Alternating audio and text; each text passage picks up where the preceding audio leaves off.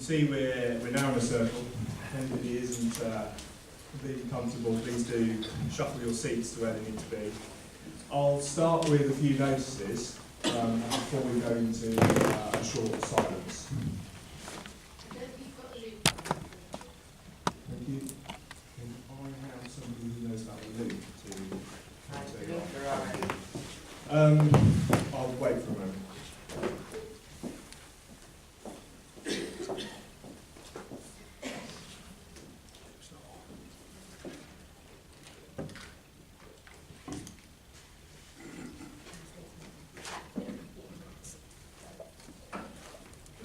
I've attempted that before we broken permanently, so thank you, Suzanne, very much. Some brief announcements. There's a session advertised this evening at 8:15 p.m, the open space session. That's going to be 15 minutes earlier, so please adjust your programmes. The 8:15 session is now 8 p.m. Just to give us a little bit more time for that session, which is quite special because it's the opportunity really to develop from what we've heard and engaged with today. So we've now got an input, we've got a workshop after that, we've got another input after lunch. But the session this evening will be about actually trying to make some progress together in terms of what we want to do as a community in Europe. And Suzanne will be leading that, facilitating that session. So if you have questions that are coming up throughout the day, maybe particularly themes, ideas that come out of the workshop, things that you want to perhaps progress with other friends, the open space session will be an opportunity to come together, create those groups, and move forward with those ideas. Do we have a piano player in the house? If we do, Catherine, where are you, Catherine? Please let Catherine know we're desperate need of piano players. And lastly, we've got some tables outside with material on. Everybody is welcome to put whatever they would like on the table, so please feel free to do that. And now I think we can just settle down for a few minutes.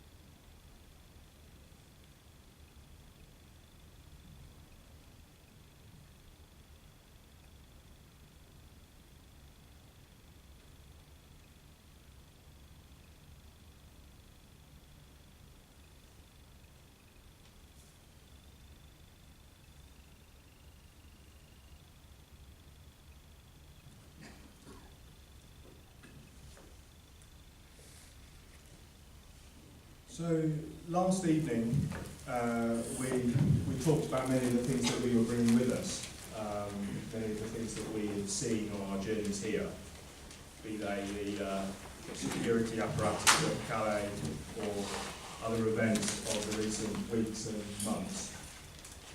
This first session this morning is an opportunity to hear from three people and to then have an open discussion following those contributions. So we'll hear from three speakers on the topic, the Europe we'd like to see and the steps to get there. And we'll hear from them in the order on the agenda in front of you. So firstly, we'll hear from Rachel Bayani, who's the Bahá'í representative to the European Union. They're doing a similar type of job that the Prague Council of European Affairs tries to do as part of the Bahá'í international community. And then secondly, from Doris Peschke, who's the Executive Secretary of the Church's Commission on Migrants in Europe. And then lastly, from our friend Arne, but I will give all of them an opportunity to introduce themselves rather than do that by myself when they speak. So perhaps if I can ask Rachel if you're happy to start us off, and please feel free to.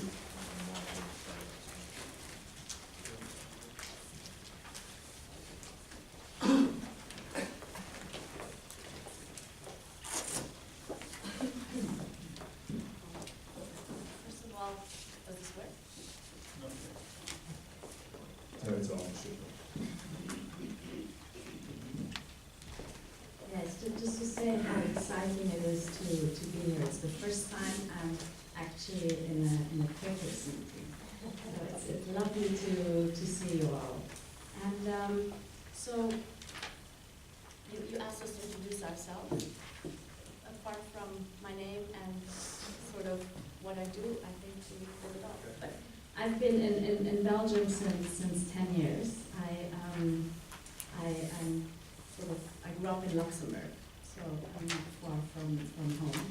And maybe one thing that's interesting is, I'm not sure it's interesting, but it is to say that I worked on migration for sort of the Luxembourg government and the representation to the EU for almost 9 years. So I've seen that side of the work and the more technical political aspects regarding migration. But today I'm not at all looking at it from that angle, but I'll be really looking at it in terms of more the sort of the conceptual or underlying questions.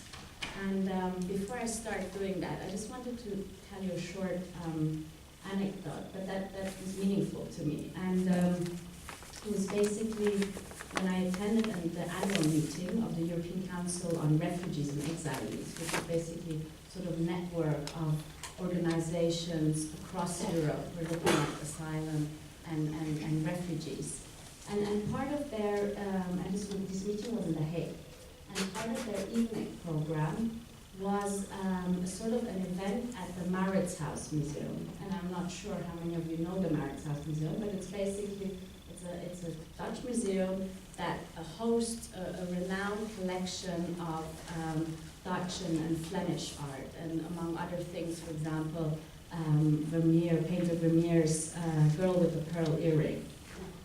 I'm sure that rings a bell. So, and other arts from Rembrandt, Rubens. And when I spoke to one of the organizers of the event in the evening, she told me that, it's actually very meaningful that this big event of asylum and refugees is being linked to this museum, and in some ways to what is known the Dutch Golden Age. And basically what has led to the prospering of the city of Amsterdam in the 17th century was the arrival of refugees from all over Europe, and especially also from Belgium. And it was thanks to them, their capacity, their skills, and their entrepreneurship that was what was once a small port city really developed into the most important port and commercial center of the world by 1630. And it was thanks to that wealth that these Golden Age painters were allowed to really contribute to the heritage of humanity. And so just to show how, how the arrival of refugees can really propel a society dramatically forward. And we all know that there has been a lot of talk about migration in the past months and years, for that matter. And one of the exercises that I found helpful for myself was really to map out the different conversations that are taking place on migration and try and understand, what assumptions they're based on. What are the assumptions regarding who we are, what our societies should look like, how should they function? And if we, for example, look at one conversation, it's a conversation that really portrays the arrival of migrants or refugees as a very sort of dramatic or alarmist and how do you say that word in English? Sensationalist?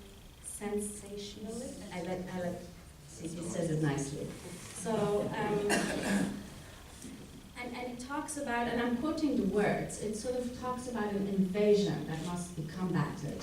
It talks about it as though it's a sort of a flood that puts a strain on the resources of governments and citizens alike, and as a threat to our security and identity. And if you analyze the vocabulary that is being used in that kind of conversation, is one of battle.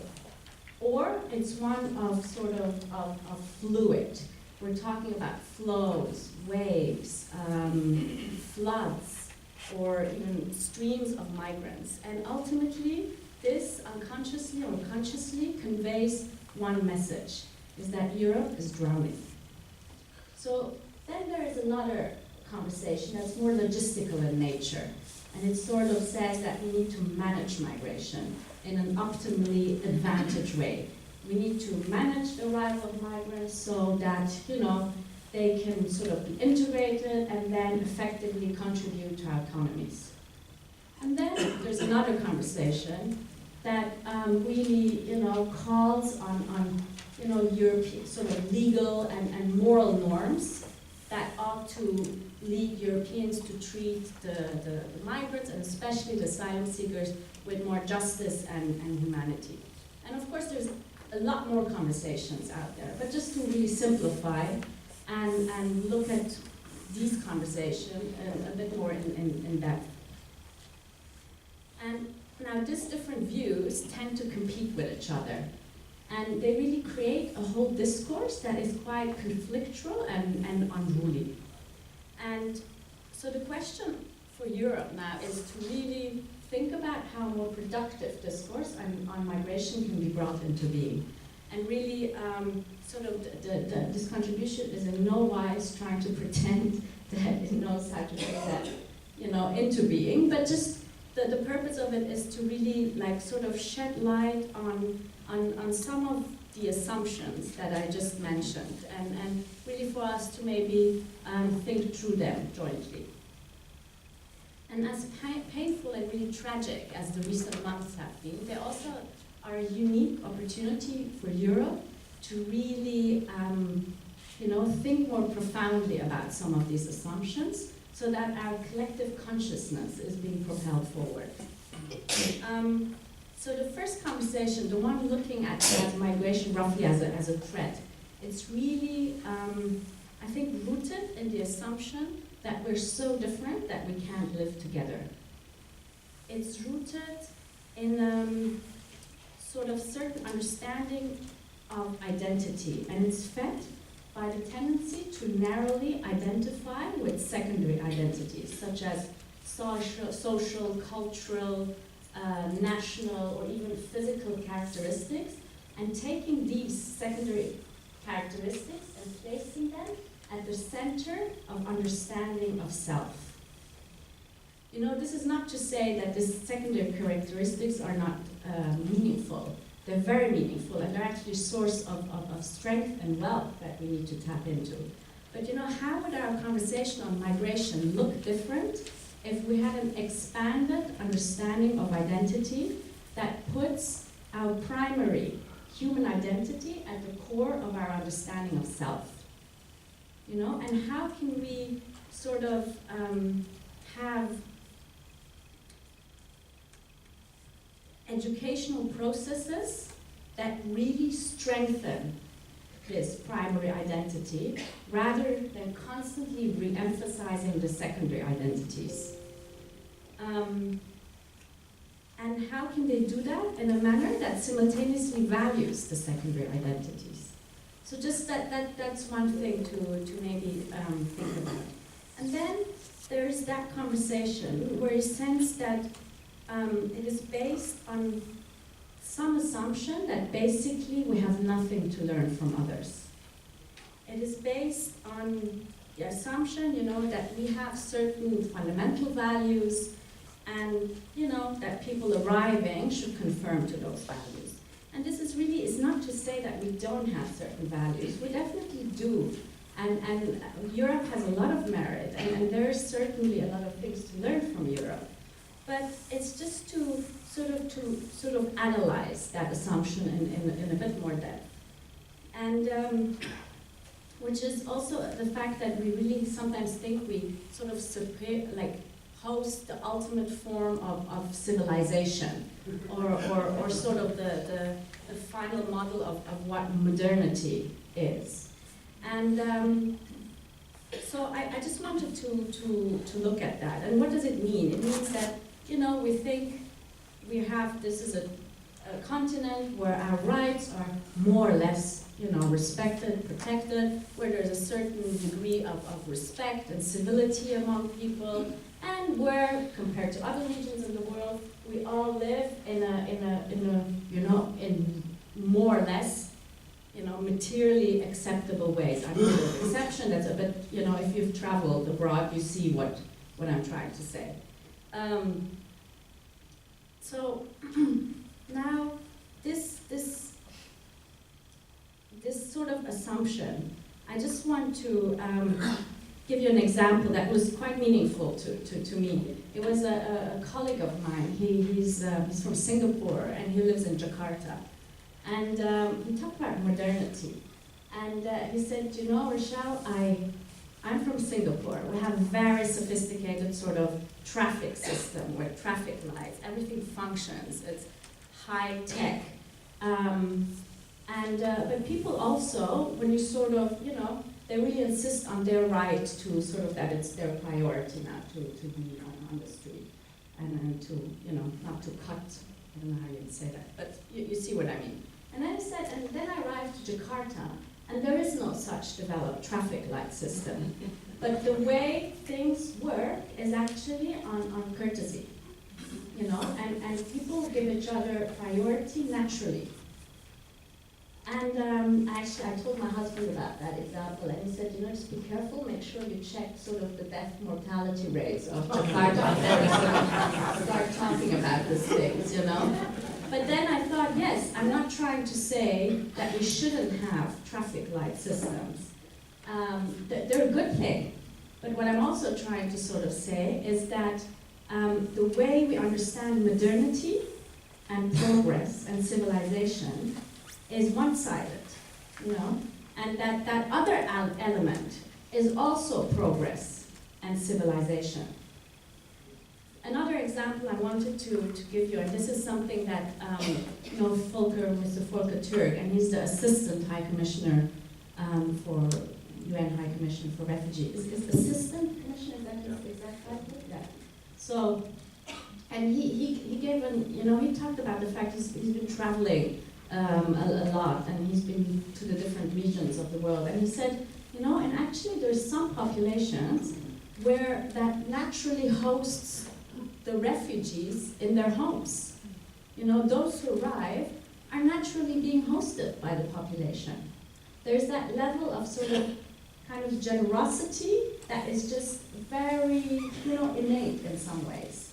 And he said that, frankly speaking, we haven't had that in this continent, but through what has recently happened, you see, this kind of coming out in people too.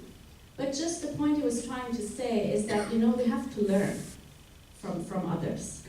And so this is also what I'm trying to say, is that, let's look at civilization in a less sort of as taking into account other dimensions than what is now publicly acceptable in sort of Europe. I'm not saying that we Europeans don't think that our spiritual nature is important. I'm not saying that we don't think that family values are fundamental or that community values are fundamental. But, if we look at sort of what is publicly acceptable, what's the publicly acceptable discourse, and sort of what emerges in policy making, that aspect isn't so much taken into account. When we look at, for example, EU policies on youth, they're a lot about, let's say, youth employment, so that there's some, we need to ensure material progress. But there may be less about this other kind of things. So I'm just saying these two things need to go hand in hand.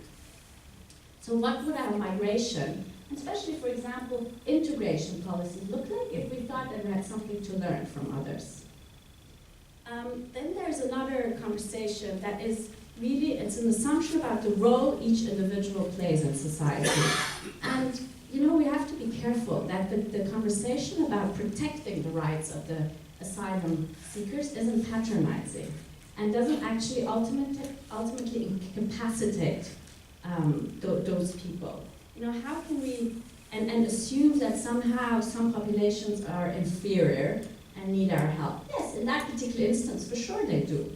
But how can we start viewing each individual endowed with capacity and potential, and without whose contribution society as a whole loses out?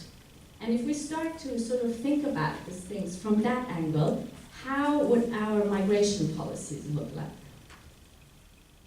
And this is not to say that, those guys in the Netherlands in the 17th century had a very sophisticated understanding of human capacity, but just to show, and I mentioned that example, how exactly that capacity helped Amsterdam to be what it is today, or was back then, for that matter.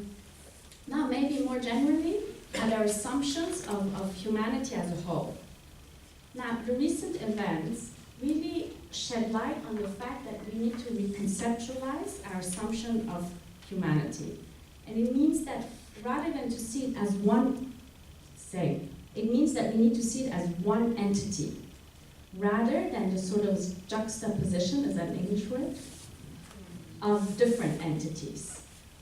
And looking at humanity as one entity is not just some sort of sweet theoretical idea or some, philosophical exercise. It has profound implications.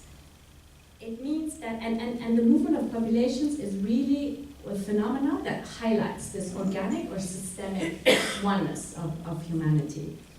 And it shows that when there's conflict in one part of the world, another part is clearly affected. We see with increasing clarity that the well-being of people who are geographically distant is of concern to us, and we cannot escape that. To reconceptualize humanity as one entity means that we are aware of its interconnectedness.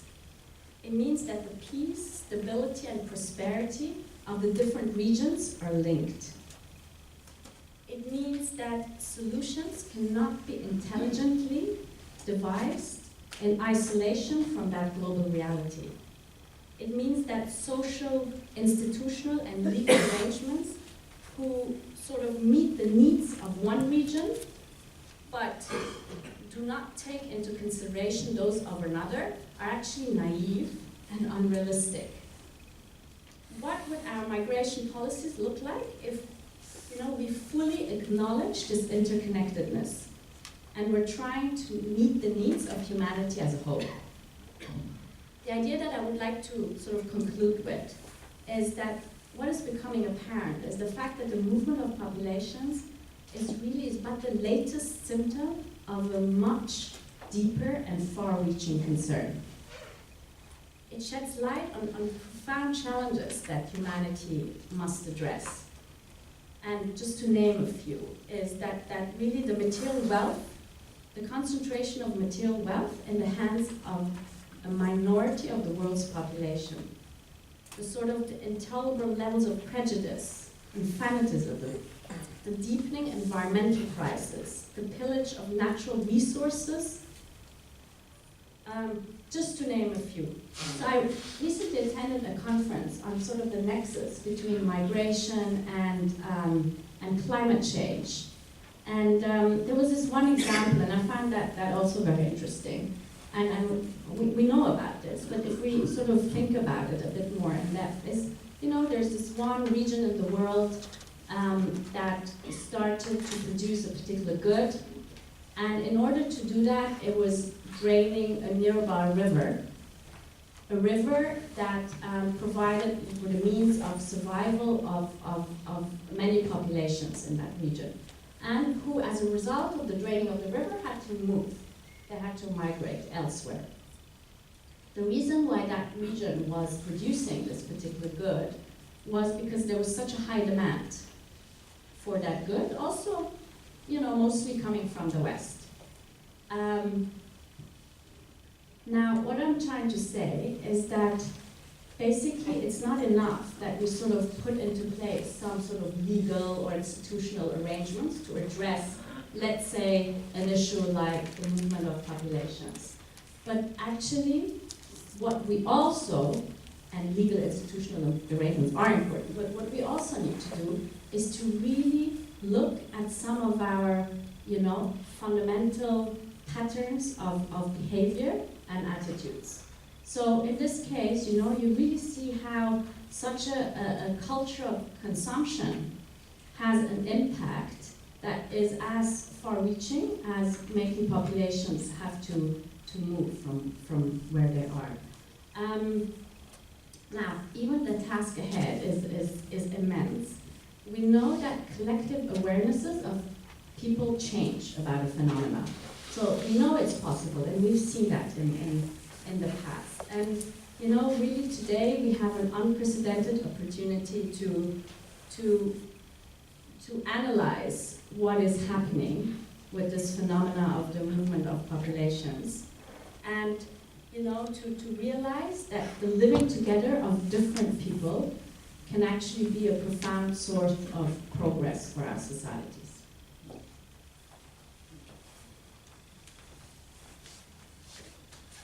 Thank you very much indeed, Rachel. I think a wonderfully broad opening contribution, which will get us hopefully thinking about these issues in very different ways today. Now I'd very much like to introduce Doris Peschke and give you the opportunity to talk about your perspective. Thank you very much. Thank you also for this invitation to share some of the concerns about Europe and perhaps also a bit looking more at the border system. Thanks, Rachel, for introducing that. It's very helpful already to think about migration in very different ways. I am the General Secretary of the Churches Commission for Migrants in Europe, which was created more than 50 years ago by the World Council of Churches in Geneva. And is the ecumenical agency bringing together Protestant, Orthodox churches, councils of churches, and social services of churches to work on migration and integration, asylum and refugees, and against racism and discrimination. Over the 50 years, there have been quite some changes, and that is the nice thing about migration as well.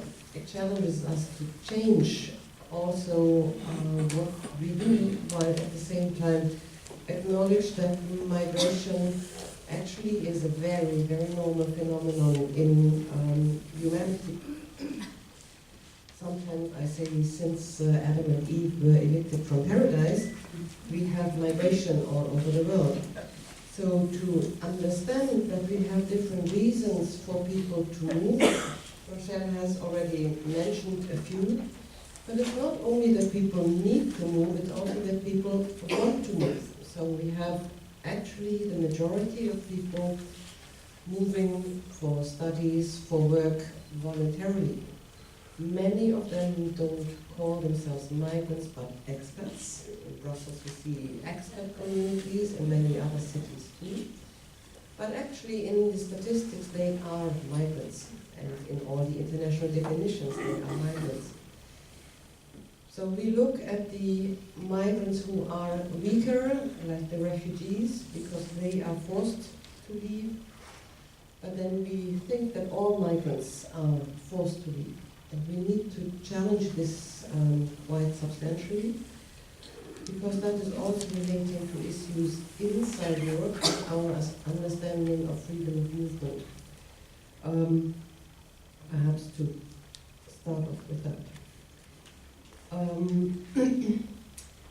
This summer we have seen quite substantial movement across Europe, but also into Europe. A lot of people did not see it last year, although it was visible already in 2014, when substantial numbers of people crossed the Mediterranean into Italy. Fortunately, more search and rescue has been undertaken, so the deaths at sea could be not stopped, but reduced slightly. But the numbers have grown, and this year substantially through Greece. That most people have only seen in summer, although on the islands the emergency situation has already started in March and April. And if you just think of small islands where you have a population of between 5 and 25,000, depending on the size. Lesbos is a bit bigger, Leros is a bit smaller. So you have now every week, already in spring, 5,000 people coming. In October this year, we had 100,000 people arriving on the islands. So for the people who are living on the islands, this has been a huge challenge. And one also has to say they have been left alone. Unlike other places, so the northern border of Greece, there is a fence, Bulgaria, the land border, there is a fence. You can't see off an island so easily, so we don't have the fences in the sea. Therefore, people come with whatever they can find, unfit boats. So we have seen lots of tragedies, families who also lost family members on the journey because there were simply too many people on the boats and they didn't make it even the short distances from Turkey to the Greek islands. So Greece this year has received 720,000 refugees and migrants. In many countries we are considering that we have too many, but I have not yet heard many people in Greece and about Greece saying they can't cope. We blame them for not registering. Yes, there are problems with registration. But the main issue has been for Greece this year, how should they repay their debt? The government should curb spending, and therefore the government cannot, unlike other countries, hire additional people to go to the islands and do the work. We have seen a lot of assistance from all over Europe, civil society, also tourists, who have helped the local populations to feed refugees coming, to provide clothes, to provide shoes. So what we have seen in Greece, we then also in summer have seen in Serbia, in Hungary, in Austria, in Germany, and many other countries, that the people in these countries have started to act, because also the refugees did not just stay put, because it would not have been tenable anyway. So they moved on to find a solution for themselves, and people have responded very positively. Governments did not. So they were surprised. In summer we didn't hear much because they were on holidays, I think. They only reacted in September, and then, as Rachel has said, they reacted in a way chaotic as well, but also with the narrative, we need to stop the flow of refugees and migrants. Although it was clear from all the statistics that 60 to 80% of the people arriving were indeed, in the very true sense, refugees from crisis countries like Syria, Iraq, Eritrea, Somalia, Afghanistan. So although we know that 2/3 to 3/4 of the persons arriving fall back to policies which are intended to curb migration flows, which are not as clearly protection oriented. So as if these were people who came only for their own benefit, that we need to regulate this, that we need to stop them from coming, that we need to address root causes, they say. But the root causes they mean is not the root causes of the conflict in Syria.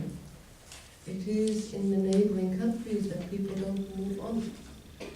And even there we have to say that the international community has failed. I would say it's a real shame on the international community that they did not provide sufficient funding for food, for education, for refugees in neighboring countries. But the hosting of refugees in neighboring countries is not the root cause of movement. The root cause of movement are conflicts in the region. It's the conscription into the army in Eritrea. It is the fighting now in Iraq. It is the increasing uncertainty in Afghanistan. So the root causes would also mean real investment, involvement in conflict resolution. And with what we see at the moment, the military interventions, I personally have my doubts that this will reduce the number of refugees and will actually provide a solution. I think we need to work more with the people, look at that more deeply, rather than trying to find a so-called easy military solution, which will have a long consequence of people not being able to live together. So this summer we have seen, as the UNHCR Europe Director has put it, the best and the worst of Europe. We have seen empathy, sympathy of people, and action where people who normally would not have gone out to the train stations in Budapest, in Vienna, to the various places where refugees came through, and just started to help. We have seen a lot of people saying, yeah, there are not so many people, so we can make space in our house because they have a big house. So also private persons housing people, as we have seen from other countries. So this has happened. People felt obliged to do something. And at the same time, we see now, particularly over autumn, with the policy responses, we need to fight the refugee inflows, we need to control the borders. Controlling borders means also having more fences, as we can see now in Hungary, Croatia, Slovenia, also inside the European Union, where we were quite happy to have no borders anymore. They all justify this, that the external border control is not working sufficiently. And the questions here come also, what investments do we do? So the title, do we build more higher walls around our castle and seal ourselves off? Or do we allow people to come and to move back and forth as well? And in Germany, the Chancellor Merkel is accused of inviting all refugees because she said We can take in the refugees. There is no limit to it.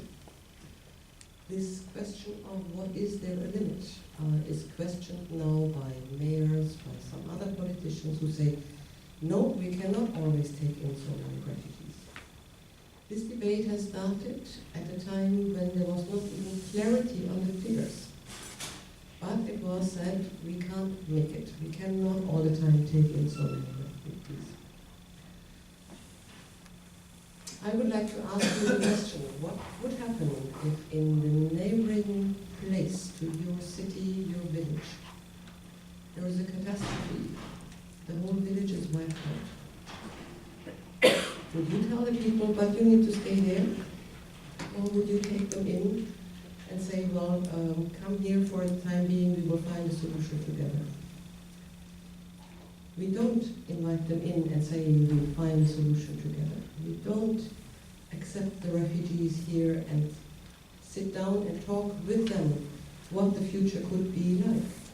We think that we know what their future should be like the Hungarian Prime Minister Orban, who had the poster campaign this summer, refugees need to know Hungarian. These posters were, of course, in Hungarian all over the city.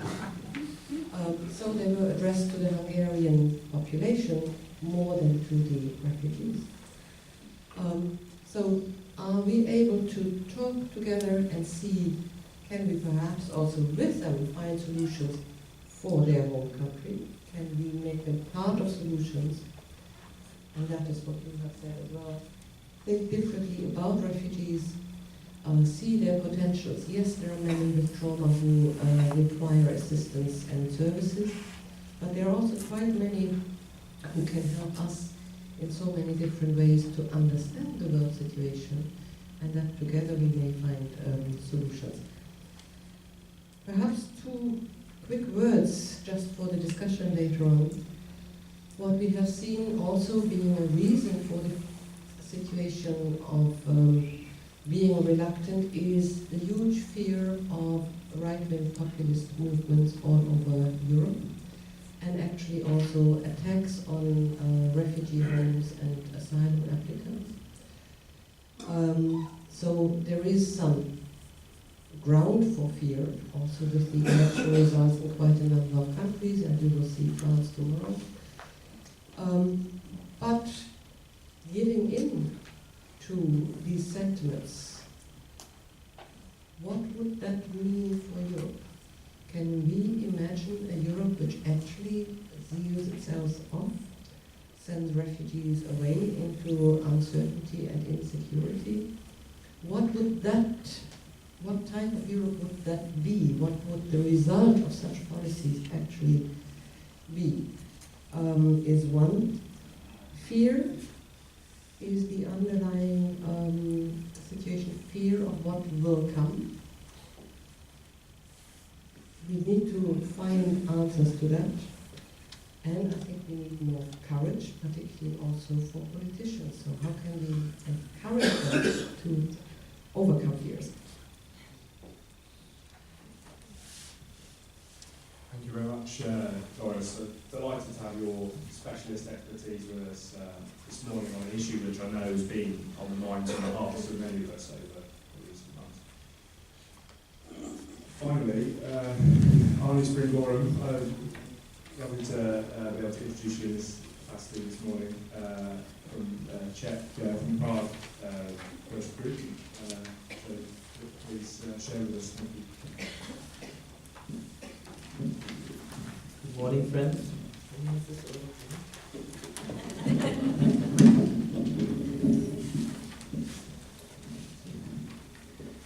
I'm a little bit anxious.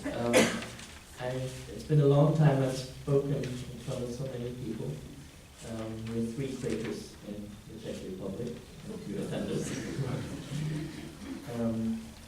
Also, when I saw that I'm a member of the Religious Society of Friends, which is true, I realized that I'm speaking to a Quaker audience who will judge me. And then after yesterday's evening session, I thought, no, it'll be fine. This is a great group. I feel at home here. So I'll try to remind myself of that. I'm I've been a Quaker for 10 years, and I'm glad to represent the Quaker voice here this morning. It's in many ways what I'm going to talk about is not so much, I think, the Quaker voice, it's my voice. And I think we can hopefully all relate to that, because we're all asking, I think, ourselves these questions these days. What is going on? The world is changing, or Europe is changing, and I'd like to address those things with you a bit. The good news, the world has always been changing. There's constant change. So what's happening actually right now is normal. If you look back 70 years ago, the changes were massive, much bigger challenges than what Europe is facing right now. I think it is really fair to say that. By training, I'm a geologist, so I like to start in the bigger picture. Humans have a one distinct difference to other species in the world. We can work with vision and based on belief. We can imagine the future and have that impact our actions. There's a really clear distinction to other species. Even with other intelligent animals like chimpanzees, for example, you cannot tell them, in a year I'll give you a whole bunch of bananas if you do this today. They will not do that. So we have the ability to create a vision, and we have ample examples from our human history where we've done that. We created a vision and we acted upon that. And those are the great leaders in our history. Jesus Christ was one of those. He had a vision and he acted upon that. And he created something big which lasts today.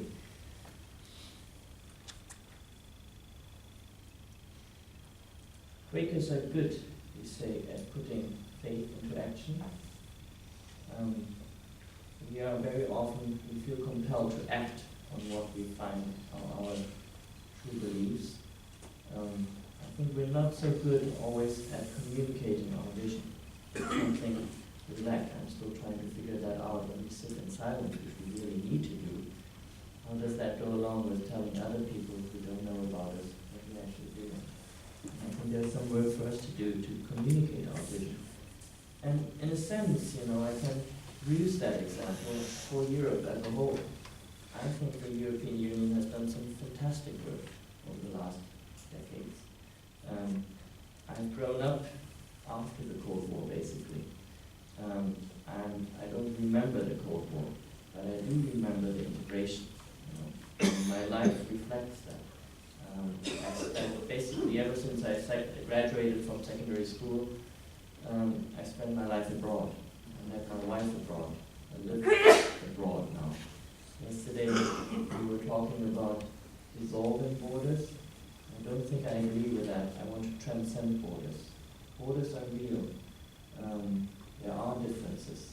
But, also what Rachel said, it's important to not look at the differences, but to look at the shared values. And there's plenty of those. The world is full of shared values. We've had for almost 70 years UN Charter for Human Rights, universal human rights. Now there's still a lot of people who believe that was maybe not the right thing to do, and universal human rights don't exist. I do, because it's right down here in my heart where I feel those values exist. And that's one of the challenges we face in Europe as Quakers, to never forget to connect to our heart, because I think a lot of the answers we need are right in us. They're here, and wherever they come from, spirit or whatever. But we have that source, and Quakers have been tapping into that source for 350 years. And we live in a world which is more and more technology-centered, which is meaning it's not tapping into that source. We're more thinking, how can we organize the refugee crisis? Yes, organizing is important, but it's also, where's the human component of that? How can we connect to people? How can we be out there and communicate what we feel? How can we bring up the courage? To get a little bit back to what I've written down here. The vision part. The other part is the fear part. And that's also something which is, I don't think only humans, I think all species have that. We tend to be fearful if there's something new. We felt most safe in that cave. But going out there is dangerous. You might get killed. And that is still in us. And it's not okay to ignore that. But still people went out there and had the courage. So there is fear and there's resistance to change. We need to acknowledge that. But we have lots of examples that we have to and we can. And we have done this in the past. We can transcend these boundaries, these obstacles.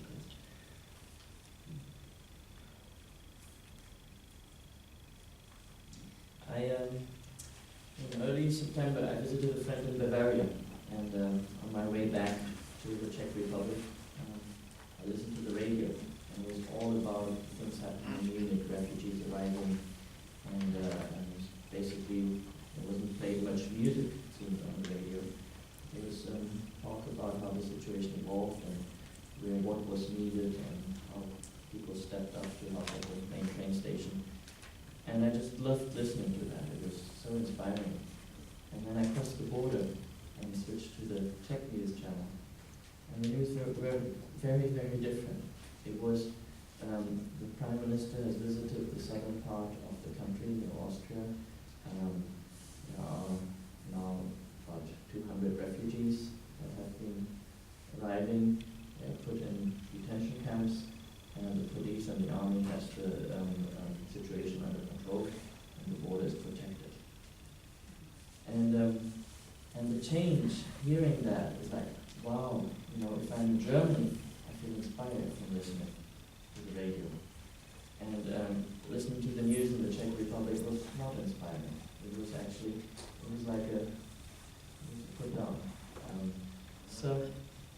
So whatever we have in the world, there's always both sides. There's always two sides. We can get very frustrated. I think we've seen that in the last month. There's lots of people surrounding us who are frustrated, insecure, and afraid.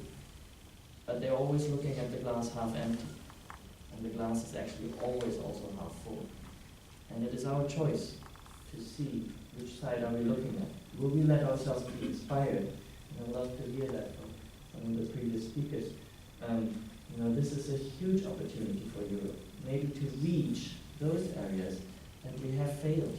I think the European Union has not been doing well in marketing what it's actually about. There's a lot of focus on the bureaucracy, which is truly existing, which, I think in many parts, is necessary, and which is so ever easy to bash, to complain about.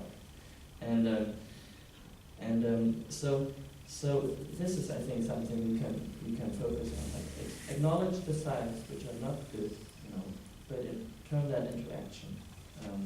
That's what things have always been doing, I think, to find out where is something really missing, and then trying to provide that. And coming from a deep space, a space which is not necessarily only coming from the brain. I'd like to, in the sense of this larger picture, end on something which is also dear to my heart, just the larger global picture.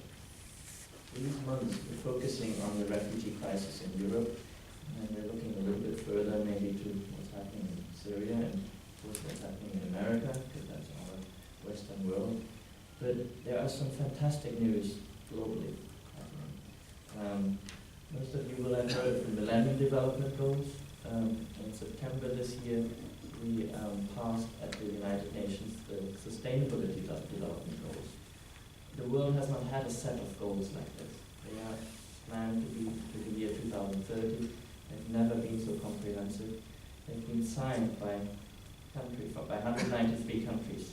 So it's really, the world is coming together, despite the other things, the bad news. And I've got a special passion for ending hunger in the world. And the hunger we have right now in the world, even though it's still 20,000 people every day dying, which is hopefully ignored by the media and by most people. That number is down in the last 30 years from 40,000 people per day dying. And there's a clear plan to end hunger by the year 2030. The last 10% of world hunger compared to 100 years ago has a proportion as a ratio to the overall population. People are lifting themselves out of poverty on a large scale. Now, beware, that will change the world. The world will be changed if it's not just the Western world that's deciding this is going to happen next. There's several African countries who have said, we will end hunger in our country, not by 2030, but by 2025. And frankly, those people, they are busy with themselves. They're not really concerned about the refugee crisis here. But if we want to talk about root causes, that's the cause, I think, which is really worthy supporting. And there's lots of good news. So I will end on a quote which speaks a lot to me. It's from the Desiderata, probably many of you know it, by Max Ehrmann, I think. With all its sham, drudgery, and broken dreams, it is still a beautiful world.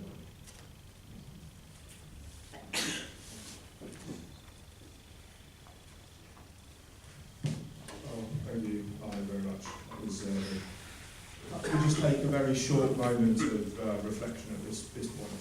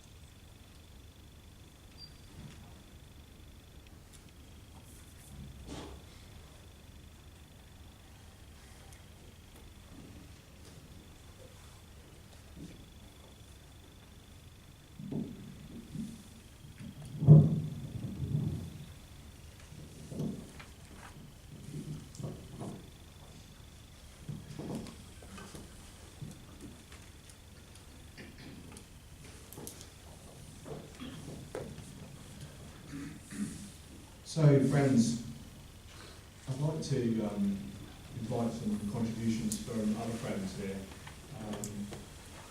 I may take a few at a time, depending how many we have, and then invite each of our three speakers to respond if they would like to. So please feel free to make a comment or ask a question as you feel led. Andrew, could I just make a practical suggestion? Firstly, the curtains up there to help draw the sun is absolutely dazzling over here. The other people with me. The other thing is, we have an amplifier. Turn off the treble, turn the bass down. It's very difficult to make out what people are saying. That's it. The bass is like much down all the way around. It's fine. Okay, number one, curtains is addressed. Number two, treble and bass. These are words that are new to me. We will try to do that before you in the room. Can we have a window open? And the window open. Positive window, thank you very much. Alex. And Suzanne. Okay. It's like the Maslow hierarchy of needs. You have to deal with basic needs first. So I'd like at this point to invite contributions. So please feel free to stand or raise your hand. I can see two already. I can see Dan and I can see Phil.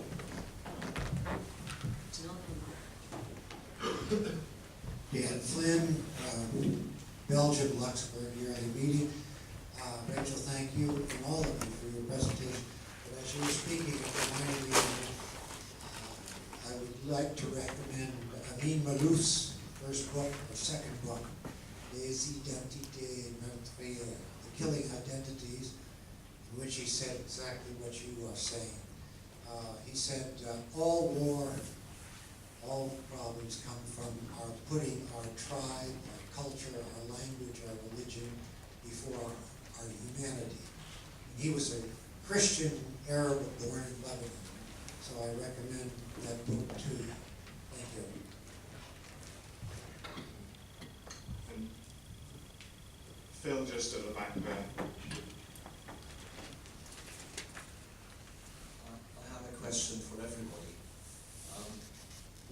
those who are presently based in a country which is not their country of origin stand up, please?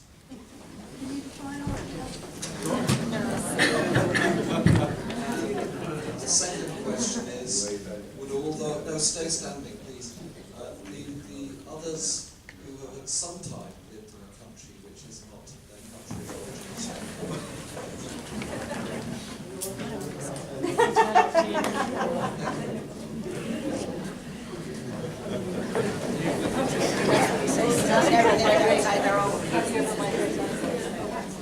It's very, very powerful, Bill. Thank you very much. And I've got two friends here. I was fascinated by Rachel's distinction between this, the first, the primary and the secondary characteristics of identity. I think they are crucial. And yes, we need to put the primaries first, and I would like to ask her to expand a little bit on that, what she understands of primary and secondary characteristics. And I would strongly disagree with the notion that we have to put one above the other. Language, identity, cultural background, the notion of self is crucial to human existence, and it has been a lot of cause of contention and conflict and oppression. And if these are oppressed, then humanity is oppressed. And we must not fall in the either or, in the either identity or borders. Either we have our identity acknowledged and then we have borders, or we will let go of our identity and then we can all happily live together. It doesn't work like that. We must not put identity and humanity as extreme differences. Thank you very much. And George, just one in front of you. That's great. I'm Anthony Gimple from Leicester Meeting in England. And listening to Arne, I just thought there is another major factor that we need to address. And that is that many people, nations, countries, live by a mythology. There is a myth that guides, governs how the people in any country think of who they are and where their place in the world is and how they behave. And it is very, very difficult to change that mythology. Something catastrophic usually has to happen to the country in order to change it. That's one aspect of mythology. But we are also a religious society. We say that we work according to discerning the will of God. We say that we don't work by a mythology. I suspect actually we do work according to a mythology. We've got some very good mythology about who George Fox was, for instance. But nevertheless, I think maybe one of the things that we may be able to tell our friends who are not in the religious society that there is a way of behaving according to God's will and not according to the mythologies that are so popular. I'd like to just take one final one from Tim here at the front. Thank you, George. I'm Tim Brown from Cambridge. If people ask me what I am, I say I'm English. The very word English means that we're descended from people who invaded Britain and drove out the natives. That's what I want to tell the English Defence League, that they're descended also from people who invaded the country and drove them out. And I spent more of my working life working in countries other than Britain than I did actually in Britain, and I don't see why other people shouldn't do the same. And so I'm very grateful for the speakers today to recognise that we are all human beings in every country in the world. It's not the country we come from, it's the sort of people we are, and that's what matters greatly. Thank you. I'm just going to, we will come back for more contributions, but just at this stage to return to some of the speakers this morning. I think there's a specific issue of the primary and secondary identities, and there's some mythologies that we have within society. And other word, you may have a different word for mythologies, but that kind of psyche and how do we change it? How to create that kind of cultural change. And then I think from Phil's exercise, getting us to all stand up, which is very powerful, but also Tim's comment, just we're not a typical group of people in this room, but just the if we become more and more of a world of expats, how does that change some of the narrative around these issues? Perhaps I can start with Rachel.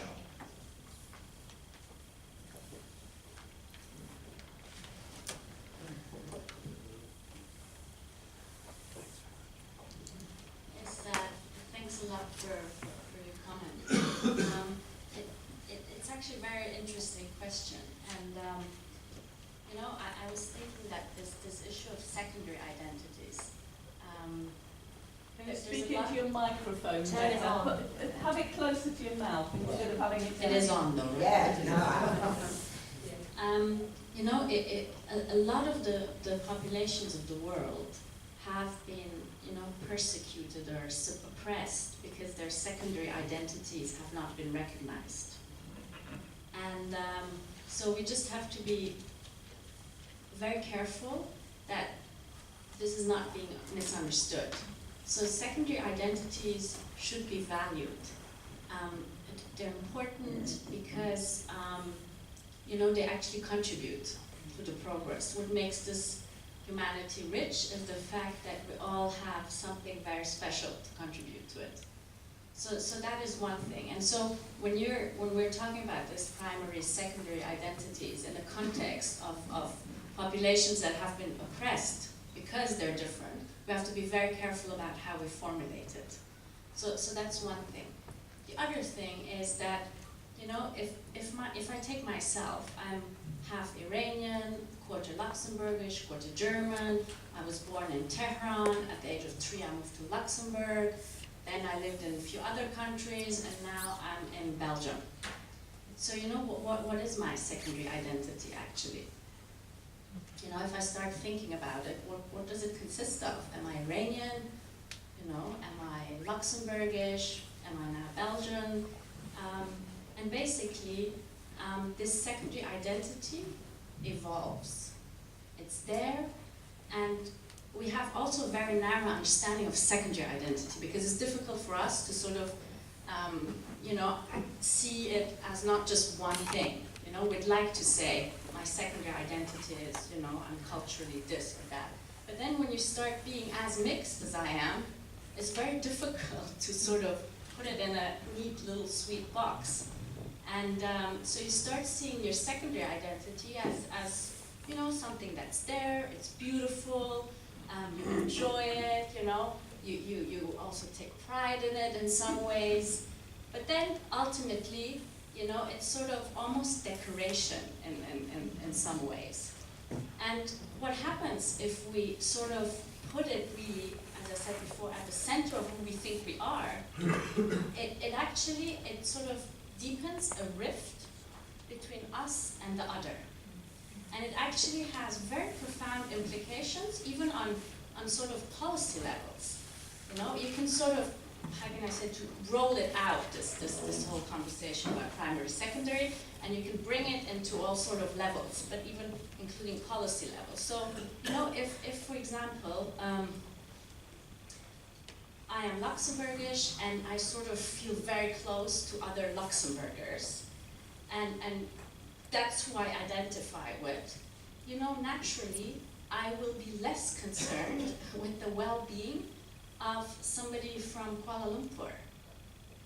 And so how do we learn, and that has policy implications, You know, that even just on, now we're talking about migration, so let's stay in that area.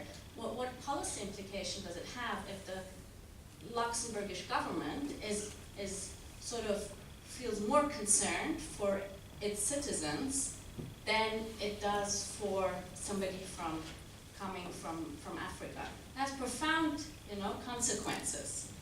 There's nothing wrong with the Luxembourgish government being concerned about the Luxembourgers, you know, but how in a society that is sort of evolving, like the one we have today, that is becoming, as we talked about previously, so interconnected, like how can we just let go of some of these fetishes, you know, that if I may call them like that, and really try and see the beauty in our diversity, but at the same time understand that we're members of one single human family.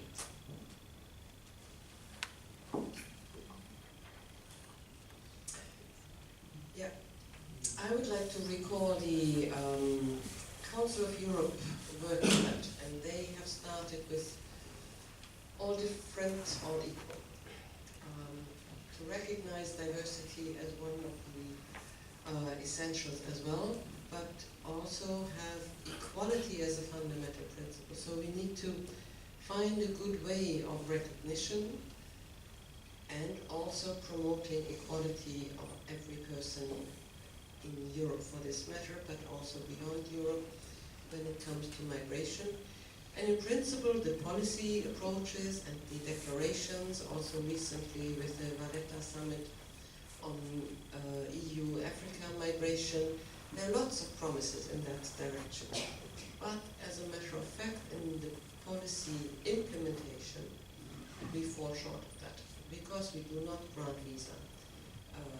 To give an example, we have been offered a fellow from Africa. The Methodist Church would cover all the costs, everything is clear. The person comes from Africa.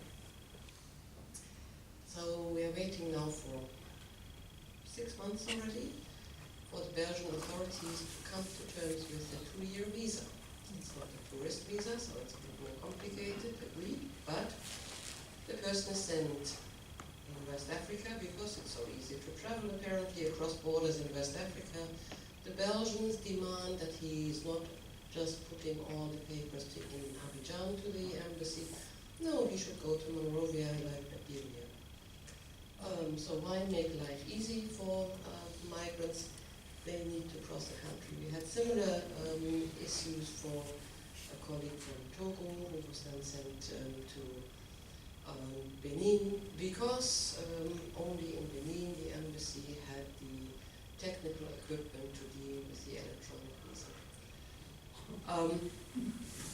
So from Europe, we decide that in Africa people need to cross borders to fulfill our obligations of visa and security.